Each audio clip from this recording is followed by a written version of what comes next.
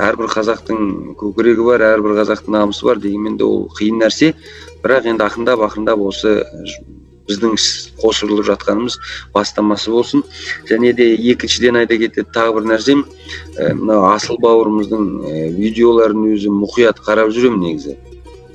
Мұқият қарап жүремін. Енді жаңағы ең бірінші бұл Асыл мен сияқты тарихтан бастаған жігіт еді негізі.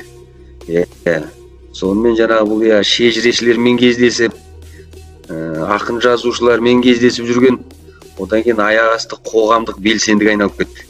Бірақ енді ол қоғамдық белсендіге өзі айналған жоқ, өкінішке орай. Оны жағындағы қалыптасқан жағдай айналдырды да. Ең басында Асыл өзің, сен көп көрім жаңағы тарихи темаларды талқылаудан бастаған едің негізі, шыны керек. Тура сол сияқты мына Диас та содан бастап еді негізі. Ең бірінші Диас та сол тарихтан бастаған негізі. Одан кейін бұл да уже намысына тиетін нәрселерді көргеннен кейін бұл да қоғамның белсендісіне айналып кетті.